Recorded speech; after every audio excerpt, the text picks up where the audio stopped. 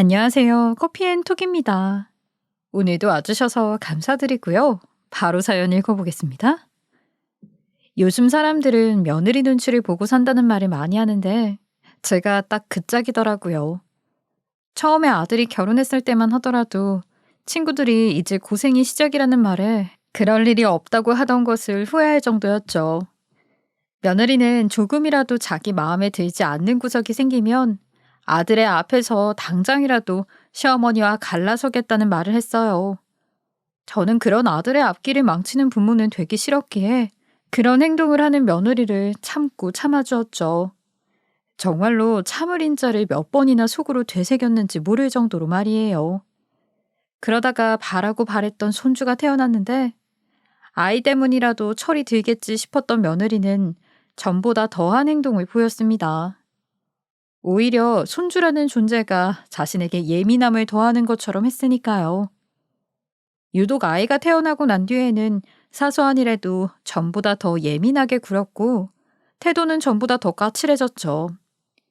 아무리 제가 며느리와의 사이를 좁히기 위해서 노력해도 며느리와의 벽은 허물어지지 않았어요. 거기다 더 심한 것은 며느리의 한 행동이었습니다. 바로 자기가 예민하고 화가 난다며 우리 아들을 저희 집으로 계속 쫓아내는 거예요. 분명 며느리도 다른 집의 소중한 자식이겠지만 내 아들도 우리 집의 소중하고 귀하게 키운 자식입니다. 이런 행동을 하는 며느리를 참아주기엔 너무 선이 넘었다고 생각했어요. 하지만 아들은 화가 나서 며느리에게 한 소리 하려는 저를 말리더군요. 그냥 내가 잘못한 거야. 아무래도 내가 밖에서 일만 하고 육아는 도와주지도 못했으니 화낼 수밖에 없지. 넉넉한 살림을 만들어주는 것도 아니니까. 그러니까 엄마도 너무 화내지 말고 엄마 며느리 좀 예쁘게 봐줘. 그래도 손주 낳고 지금까지 잘 키워주고 있잖아. 그러니까 우리 조금만 더 참아줘요. 응? 당사자인 아들이 이렇게 말하니까 제가 어떻게 합니까? 그냥 참을 수밖에 없었죠. 그렇지만 아들을 대하는 며느리의 행동은 나날이 더 심해져만 갔어요. 하루는 아기 기저귀를 가는데 아들이 물티슈 좀 늦게 가지고 왔다면서 우리 집으로 쫓아내지를 않나. 아들이 열심히 일하고 들어와서 좀 씻고 나오는 사이에 빨래가 개어져 있지 않다고 화를 내면서 쫓아내지를 않나. 왜 밖에서 밥을 먹고 들어오지 않냐며 화를 내지를 않나. 정말 아들의 쫓아내는 이유는 너무나도 다양했고 너무나도 기가 막힌 이유가 많았습니다. 심하게는 일주일에 몇 번씩이나 오는 아들을 보고도 꾹 참으면서 며느리를 달랬어요. 다행히 아들과 나의 노력이 통했는지 며느리는 손주를 돌보면서 차츰 안정을 찾아가는 듯 했어요. 그런데 며느리의 언행에서 이상함을 느낀 것은 손주가 조금씩 커갈 때였죠. 하루는 자리를 비운다는 며느리를 대신해 손주를 보러 아들 집으로 갔을 때였어요. 손주 위에 분유를 타고 있는데 탁자 위에 작은 쪽지가 보이는 겁니다. 마치 저 보란 듯이 말이죠. 저는 이게 뭔가 싶어서 쪽지를 떼서 살펴보았는데 아니 이게 맞나 싶더라고요. 쪽지의 내용은 이랬습니다. 어머님, 제가 바빠서 집 청소를 못했으니 바닥 좀 닦아주시고요. 냉장고에 반찬 정리를 깔끔하게 못했으니 그것도 정리 좀 해주세요. 그리고 오늘은 저녁 8시 넘을 수도 있어서 남편 밥도 준비해 주세요. 며느리가 남긴 쪽지에는 부탁이라는 단어라거나 요청이라는 단어는 눈을 씻고 찾아봐도 보이지 않았어요. 그런 며느리가 남긴 쪽지를 보니 뒤통수가 얼얼하더군요. 이 애가 나를 자기 집에서 일하는 식모쯤으로 보는 건가 싶기도 하고요. 더 웃긴 건 말이에요. 그런 쪽지가 이날뿐만이 아니라 다른 날에도 계속 이어졌다는 겁니다. 그리고 만약 내가 며느리가 남긴 일을 하나라도 하지 않았거나 마무리가 허술하다 싶으면 살벌한 공기를 만들면서 저를 불편하게 했고요. 내가 시어머니고 이 집안의 어른인데 오히려 제가 불임을 당하고 있어서 기분이 썩 좋지 않았어요. 거기에 제일 열받는 건 뭔지 아세요? 그냥 바라만 봐도 예쁜 손주. 며느리에게는 눈에 넣어도 안 아플 자식이겠죠. 그 손주를 보면서 조금씩이라도 단점이 보이면 대뜸 우리 아들을 탓하는 겁니다. 못난 구석은 전부 우리 아들 때문이라면서요. 아니, 아무리 그래도 자식을 낳은 부모 앞에서 해야 할 말은 아니지 않겠어요? 아니, 얘는 왜 이렇게 먹성이 좋아? 이러다가 돼지라도 되면 어쩌려고. 아휴, 다른 집 애기들은 잠을 그렇게 많이 잔다는데 얘는 맨날 일어나서 놀아달라고나 하니 누굴 닮아서 놀기를 좋아하는지 딱 그 일을 빼닮았네요. 어머니도 그렇게 생각하죠? 지금 어머니 손주가 분유값으로 드는 게 얼만지 아세요? 카드 명세서의 분유값만 보더라도 앞이 캄캄해요. 나중엔 얼마나 힘들게 할까 걱정도 되고요. 피는 못 속인다더니 정말 징그럽게도 남편이랑 닮아서 정도 뚝 떨어질 정도라니까요. 아니, 내 배에서 왜 이런 애가 나왔는지. 한숨을 쉬면서 아들에 대한 험담을 이런 식으로 말하는데 정말 화는 뚜껑이 열릴 만큼 났지만 옛날과 다르니까 세대 차이가 난다 생각하는 것으로 그쳤습니다. 몸이 힘드니 자식을 예쁘게 볼 의욕도 시어머니의 눈치를 보는 것도 전부 사라졌던 것이겠죠. 저는 이 또한 지나가리라 생각하면서 시간이 빨리 흐르길 기다렸어요. 그때마다 가만히 제 넋두리를 들어주던 남편 생각이 절로 나네요. 이른 나이에 떠난 남편이지만 그이는 항상 말했거든요. 사람이 자기가 당장 힘들면 주변이 안 보일 수도 있는 거야. 그래도 당신이 이렇게 참고 열심히 주변 사람들에게 잘해주다 보면 언젠간 당신 마음도 알아줄 거야. 그러니까 요즘에 너무 힘든 일이 있더라도 그 일들은 너무 마음에 담아두지 말고 난 당신이 스트레스 받질 않길 원해. 알겠지? 스트레스 받으면 괜히 당신 건강만 상하니까. 내 걱정은 바로 당신이야. 제가 사람과의 관계나 힘든 일을 겪으면 항상 옆에서 이렇게 이야기를 하면서 달래주었거든요. 참 고마운 남편이었는데 나보다 너무 이른 시간에 제 곁을 떠난 남편이 오늘 같은 날은 너무나 그리워졌습니다. 아마 그날도 며느리와의 충돌이 있던 때였을 거예요. 너무 우울한 마음에 오랜만에 남편을 찾기로 했죠. 오랜만에 찾은 남편의 납골당에는 이상한 쪽지 하나가 있었어요. 남편을 잘 아는 사람이 남긴 메모인지 정갈한 글씨로 이렇게 적혀 있더군요. 제 친구에게 진 빚을 갚고 싶습니다. 혹시라도 가족과 연락되시는 분은 꼭 아래에 있는 번호로 연락 주세요. 여기에 있는 사람은 정말 친한 친구였습니다. 가족 관계 되시는 분께는 꼭 좀 부탁드립니다. 남편 친구라면서 꼭 연락을 달라는 메모에는 어디서 느낄 수 없는 간절함이 느껴지더군요. 그래서 저는 납골당을 낳아서 쪽지에 적힌 번호로 곧장 연락을 했죠. 수화음이 몇 번이나 들렸을까요? 수화기 건너편에서는 어떤 남자의 목소리가 들렸어요. 여보세요? 말하는 남자의 목소리는 제 기억 속에 있는 사람 중 하나였어요. 처음에는 누구지 싶어서 계속 고민을 했는데 여러 번 들려오는 남자의 목소리에 제 머리에는 남편의 친구가 떠올랐습니다. 그는 남편과도 둘도 없을 절친처럼 지내던 사이였어요. 제가 남편의 친구라는 사람을 쉽게 떠올린 데는 다 이유가 있습니다. 이 친구는 제가 남편을 만나기 전에도 남편과 매우 친했던 사람이었거든요. 남편의 대학 등록금까지 내준 형편이 달라도 끝까지 남편을 믿어주면서 친하게 지냈던 남편. 남편은 지금도 종종 그때 이야기를 하면서 추억에 잠긴 듯한 모습을 종종 보여주곤 했죠. 그랬으니 그 친구는 제게도 고맙고 좋은 사람이었거든요. 그런 남편 친구의 목소리니 제가 어찌 잊을 수 있겠어요? 전화 너머로 들리는 목소리는 여전히 좋더군요. 아이, 제스 씨, 오랜만입니다. 이 친구가 이 세상에 없다는 소리를 들은 게 벌써 몇 년 전이네요.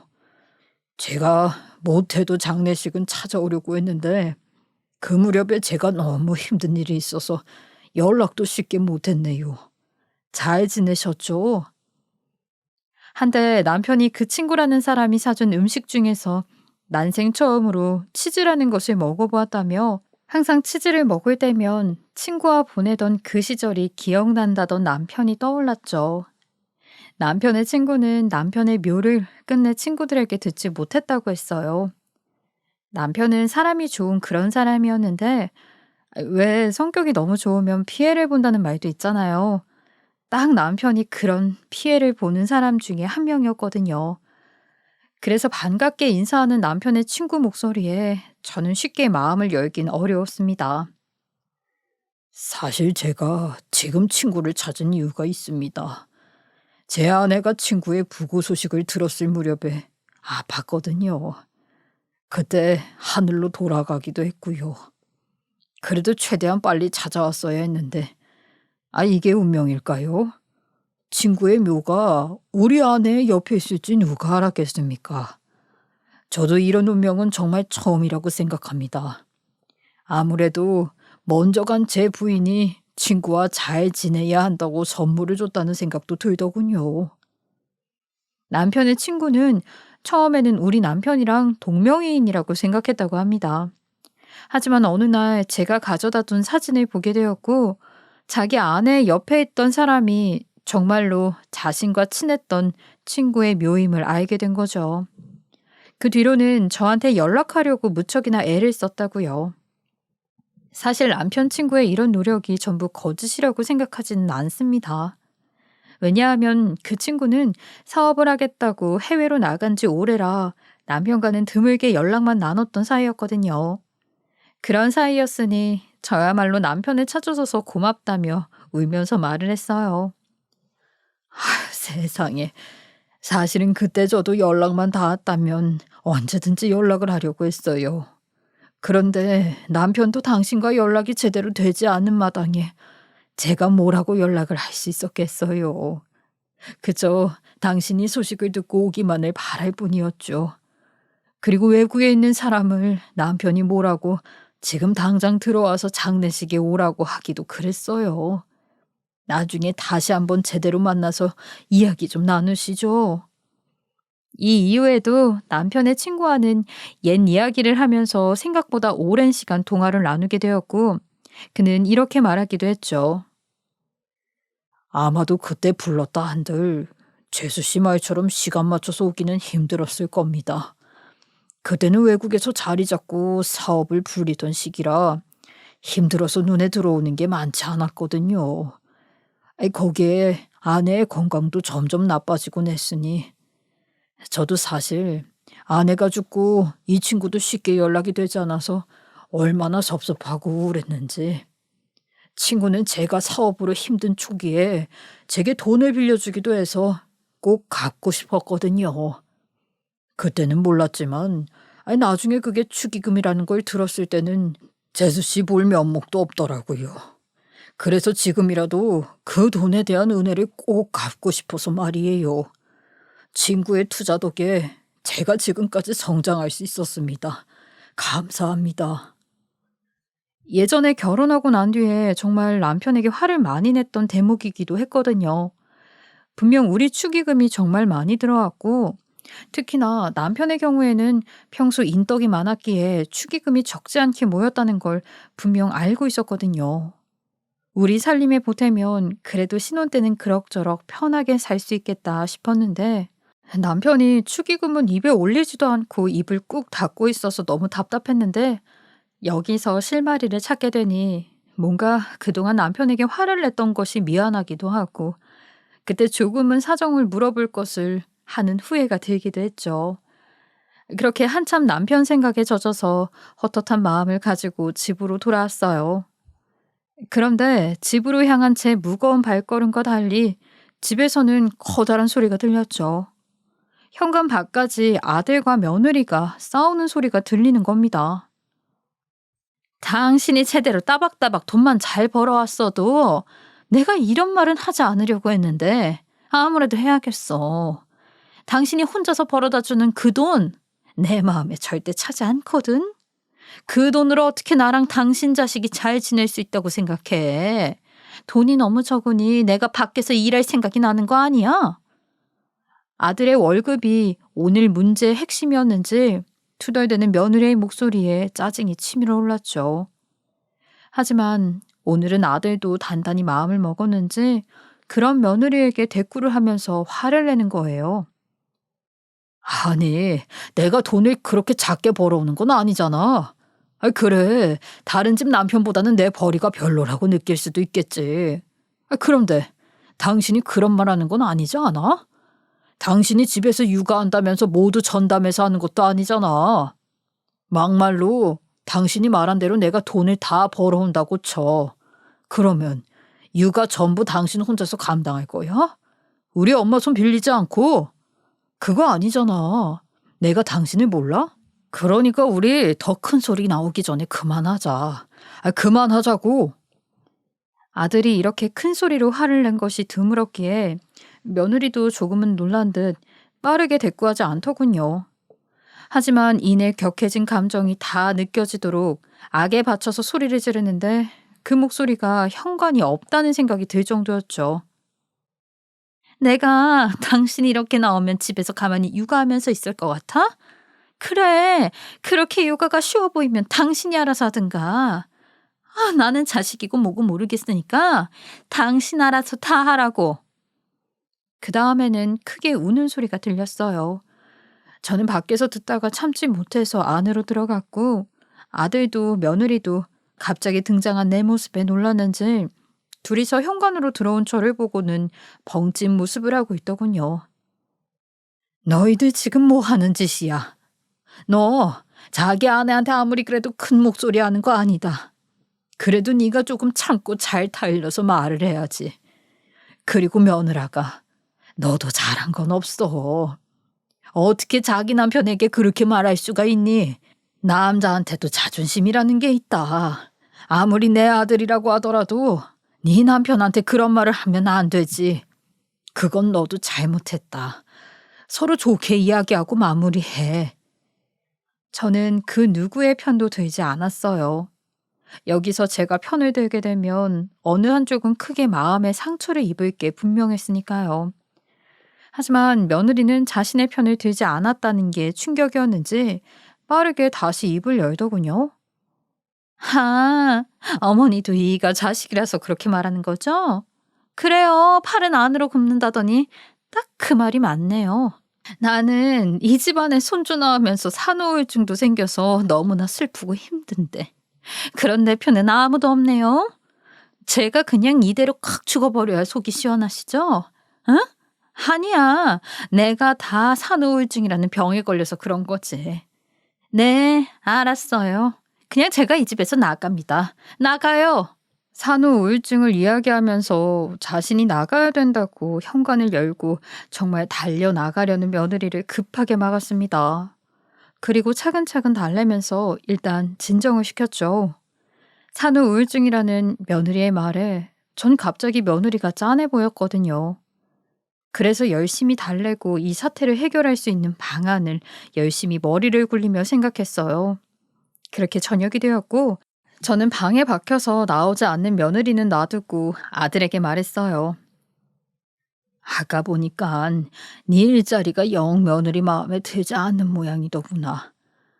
그래. 네가 아무래도 돈은 좀 벌지만 계약직으로 항상 일을 하니 많이 불안했던 모양이야.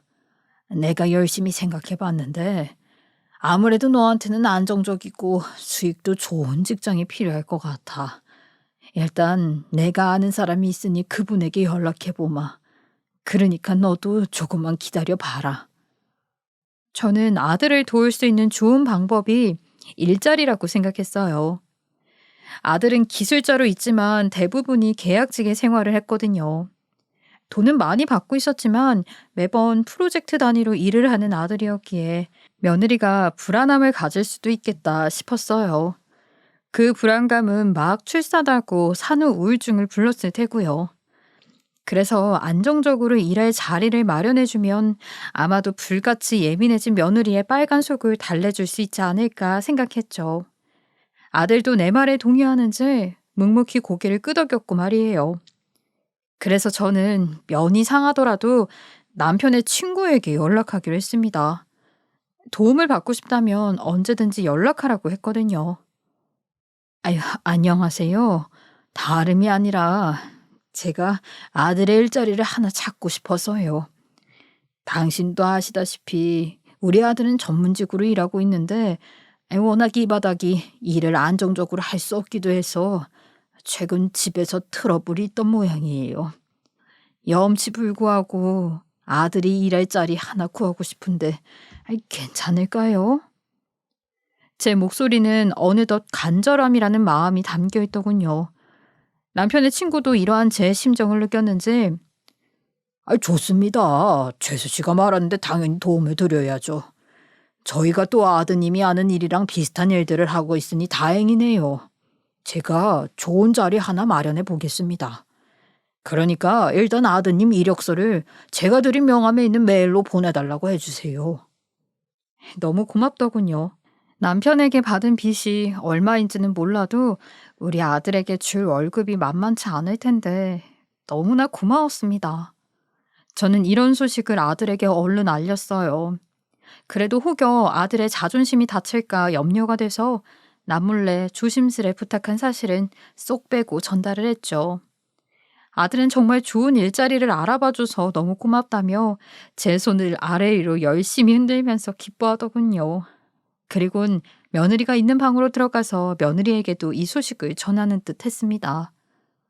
나 지금보다 더 안정적이고 연봉도 지금 2배로 올려주는 일자리 구했어. 이제 당신이 힘든 일은 절대 없을 거야. 그러니까 당신도 우울증 너무 힘들어하지 말고 언제든지 치료받으러 가. 앞으로는 당신이 하고 싶은 거 필요한 거 뭐든지 다 챙겨줄게. 신이 난 듯이 안에서 설명하는 아들의 모습에 참 많은 생각이 들더군요. 그렇게 아들과 며느리의 불안은 잘 넘어가나 싶었어요. 제 걱정과는 다르게 며느리는 다행히 점차 활력도 찾아갔고 평소에 의욕 없이 지내던 모습도 점점 사라지기 시작했어요.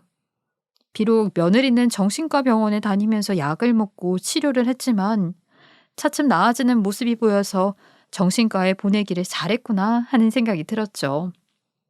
그래도 저는 며느리의 상태가 걱정스러웠기에 아들에게 말했습니다. 아들, 며느리가 많이 나아졌다고 방심하면 안 된다. 우울증이라는 게 그래. 언제 어떻게 감정이 올라와서 사람을 해칠지 모르니까. 네가 버는 월급은 전부 아끼지 말고 며느리 위해서 쓰렴. 혹시라도 모자라면 이 어미가 다 알아서 할 테니까. 알겠니? 그러니 넌 우선은 며느리를 1순위로 생각하고 살아. 아들은 처음에는 제 도움을 받기 싫어하는 눈치였지만 갑자기 지출도 늘어나고 육아에는 가면 갈수록 많은 돈이 들기 시작했으니 거절하지는 않더군요. 저는 아들을 직장에 보내놓고 나서도 계속 마음이 편치 않았습니다. 내내 속에 무언가 걸린 듯한 기분이 들었죠. 되로 주려다가 혹시 말로 받은 격은 아니었을까? 걱정이 제 머릿속을 가득히 채웠고요.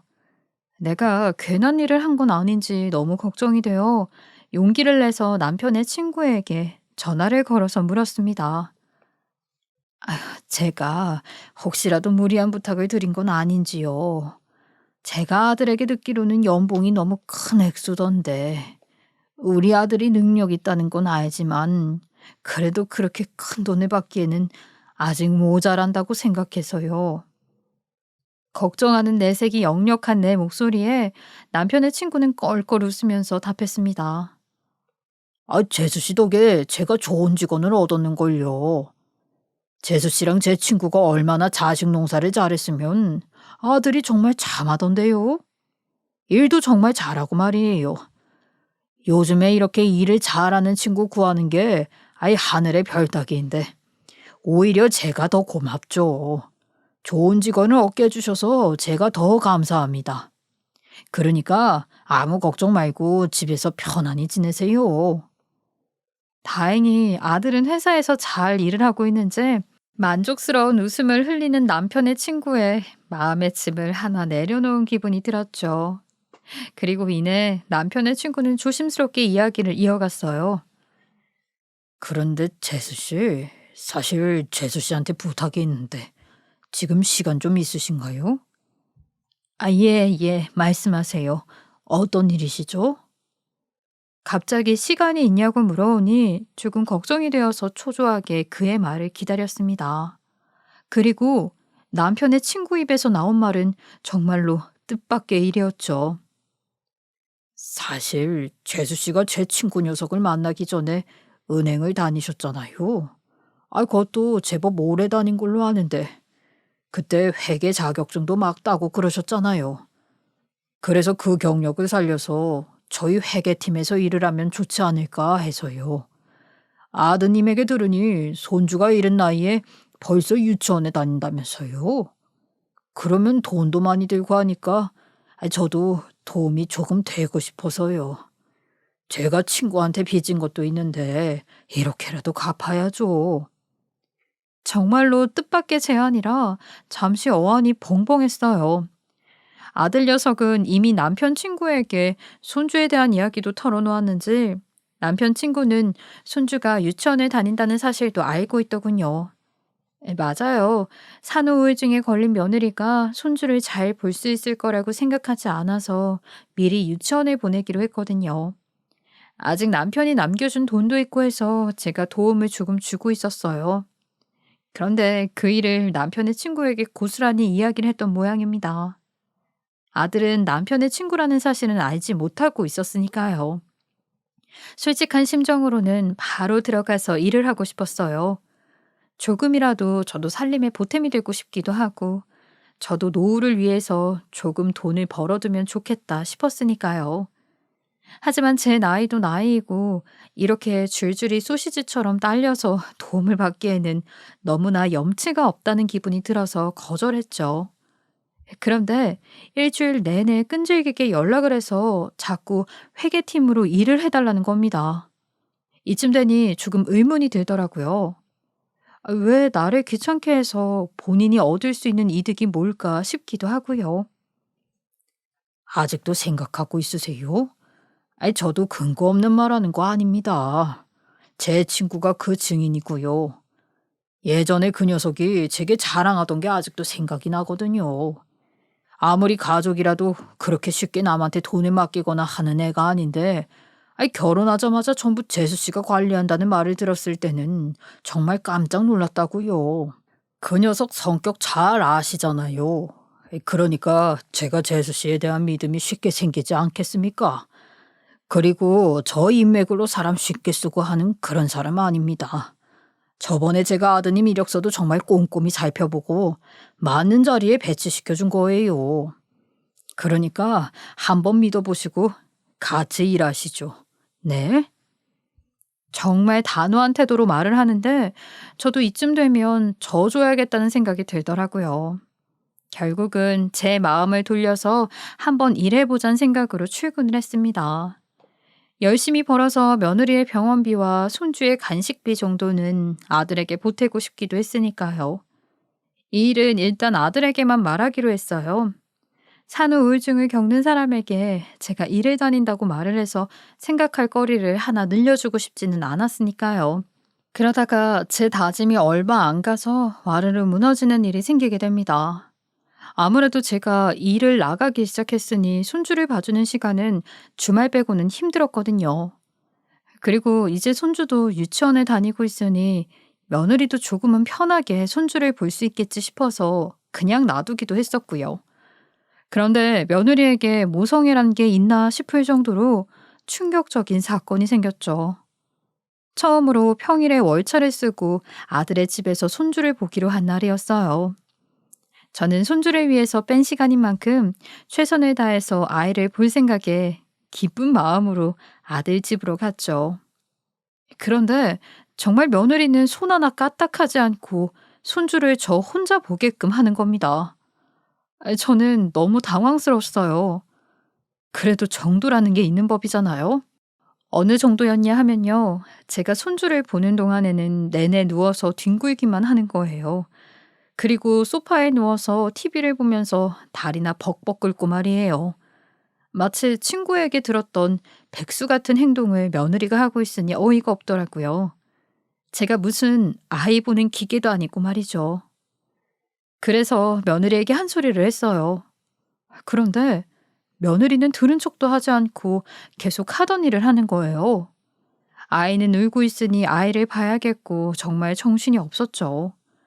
밖에서 아들이 들어오는 소리가 들렸고 저는 아들의 인기척에 숨통이 트이는 듯 했어요. 그러나 며느리의 행각은 그게 다가 아니었던 거죠.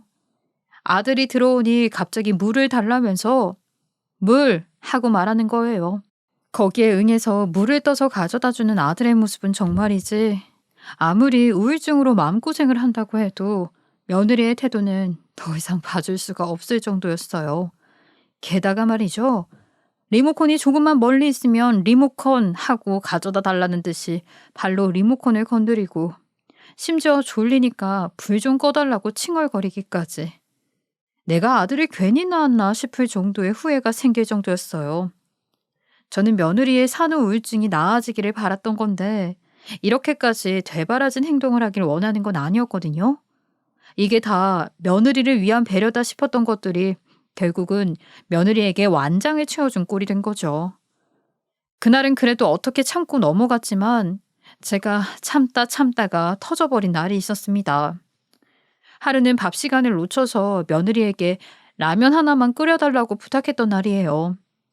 이날도 어김없이 손주를 제가 보고 있었고요. 그런데 며느리에게 무슨 말을 들은 줄 아세요? 라면이요? 꼴랑 그 애 하나 본다고 지금 유세 떨고 싶으세요?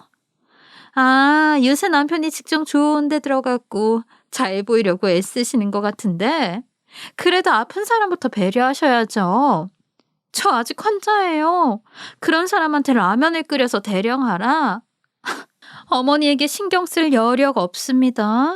괜히 기대하지 마시고 애나 잘 봐주세요. 거드름을 피우면서 말하는 며느리의 태도에 더는 참지 못하고 복발하고 말았죠. 저는 단전에서 있는 힘껏 끌어모아 소리를 질렀습니다.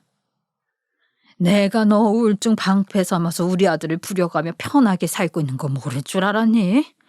저번에 네가 하는 행색을 보고도 내가 한 번은 참아 넘어갔다. 요즘은 아내한테 잘하는 아들이 사랑받는다는 말을 들어서 말이다.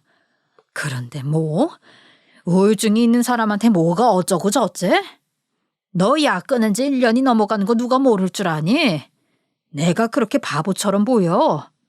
이렇게 자기 자식을 봐주고 있는 사람에게 고맙다고 인사는 못할 망정 지금 손 하나 까딱하기 싫다고 큰 소리를 쳐? 그때였어요. 갑자기 아들이 들어와선 며느리의 머리채를 잡더군요. 저는 너무 놀랐죠. 큰 소리는 되려 제가 하고 있었는데 며느리의 머리채를 잡고 나갔으니 말이에요. 저는 혹시나 아들이 사고라도 칠까 싶어서 얼른 따라갔어요. 그런데 거기서 보던 모습은 평소의 아들과는 달랐습니다. 며느리의 말이라면 무조건 따르던 아들이 며느리의 머리채를 잡고 무릎을 꿇린 뒤에 이렇게 말했거든요. 우리 엄마가 네 식모냐? 네 노예냐고? 당장 우리 엄마한테 사과해. 잘못했다고 싹싹 빌라고.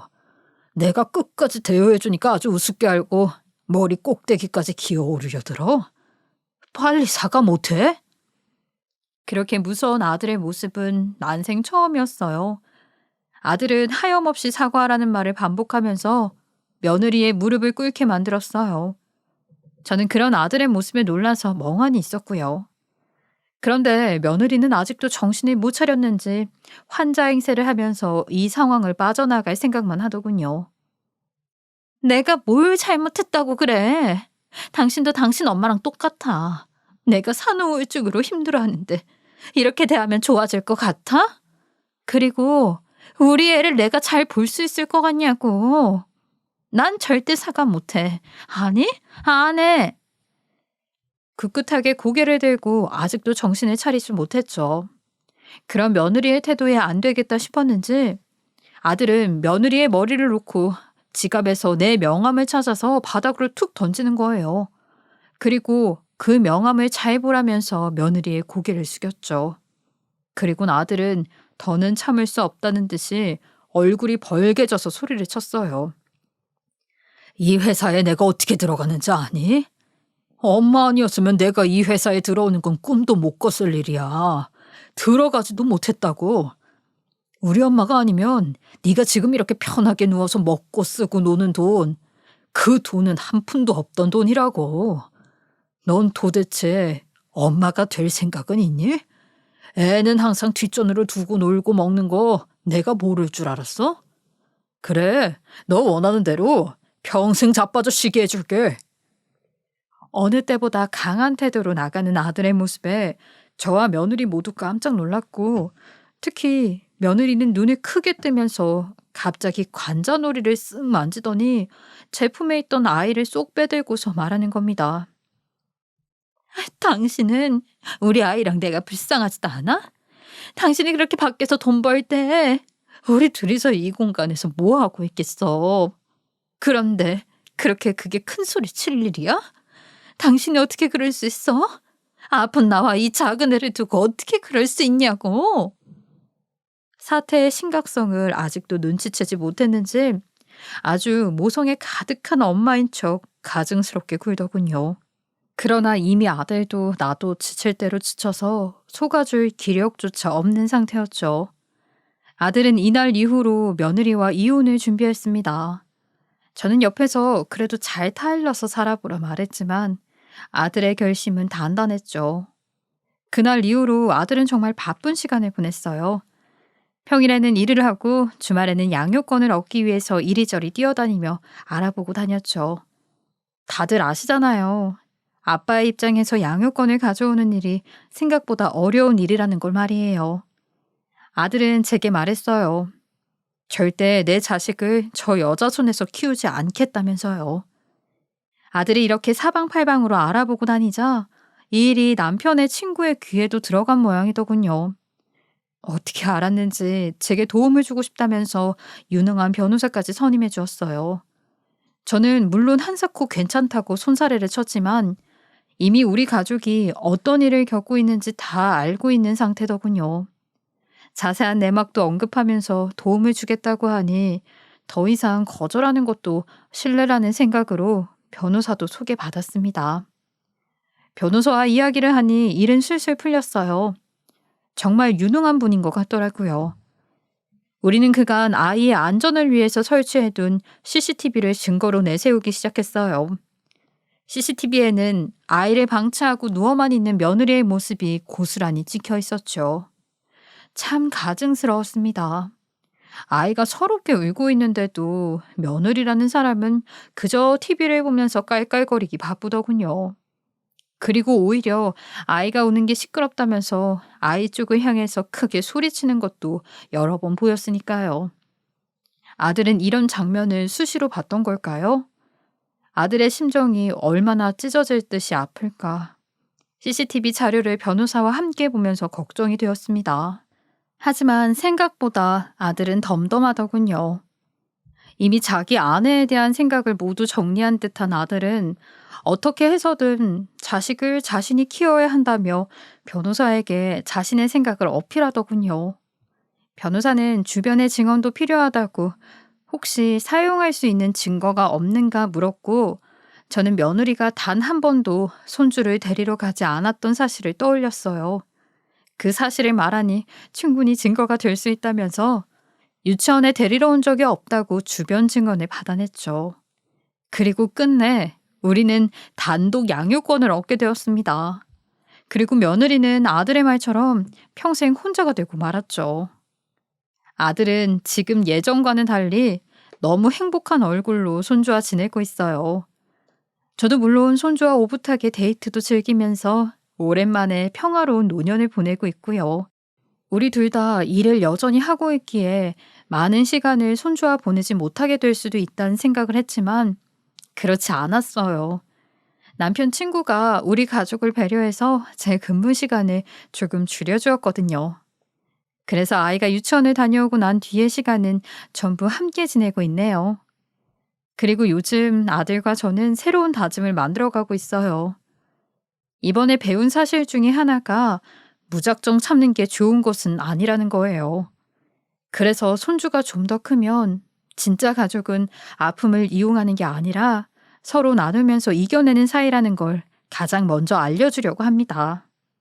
혹시라도 손주에게 며느리가 다가올지도 모르잖아요. 어쨌든 손주를 낳은 엄마이기도 하니까요. 아마 아들도 이런 점이 조금 걱정이 돼서 아이와 더 붙어 있으려고 하는지도 모르겠네요.